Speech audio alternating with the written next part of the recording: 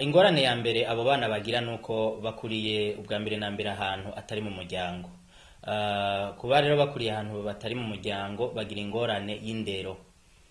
Ya ndero twita indero umwana akura haziko, ni indero uwo mwana adashobora kuronka iyo ari mu ibohero, kubera ko mu ibohero hafungirwa abakenyezi bavuye mu mihingo itandukanye, hagafungirwa abakenyezi bafise imyifato itandukanye, hagafungirwa abakenyezi novuga nti bavuga ibintu bitandukanye.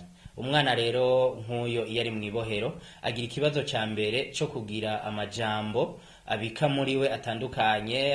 Hari ibitutsi, hari imvugo zitabereye mu kibano, imvugo zitabereye ugiye kuraba ingene igihugu cacu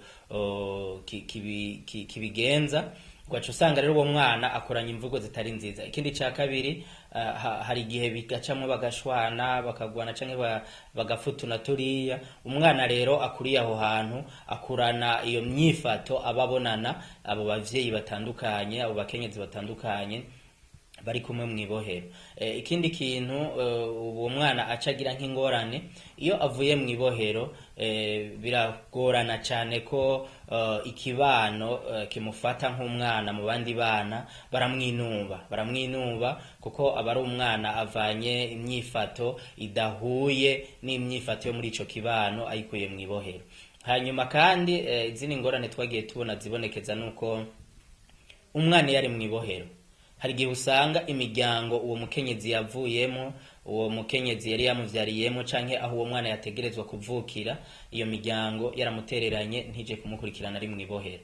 Uwo mwana rero avuye mu ibohero aba yaramaze kumenyera abo bari kumwe mu ibohero. Gusubira kandi rero kuja kubana n'abo bantu atahora abona, batamukurikirana, biragorana kandi nabo nyene urumva baragaruka ugasanga baramwinuba ntibamwitwararika. Rero abo bana baragira ingorane zidasanzwe, na cane cane ko hari igihe usanga na base wabo batabakurikirana, ugasanga mu muryango rimwe na rimwe bahakwa kutabemera, ibintu nk'ivyo ugasanga bariko baragira ikibazo. Hanyuma rero iyindi ngorane novuga kandi ko ari ingorane nyamukuru, hariho ukuntu abayobozi b'amabohero kugira ngo vyorohe ko abo bana baronka bwa buvuzi bwo ku buntu leta itanga canke ibindi bintu umwana akenera, hari igihe umwana bishika ugasanga ntiyandikishijwe kuri se wiwe, ugasanga agiye kwandikishwa kuco bita mu gifaransa père inconnu, nuvuga bisigura kumengo se wiwe ntazwi. Abo bana rero baca bagira ikibazo cyo kwandikishwa kuri uwo se wiwe atazwi.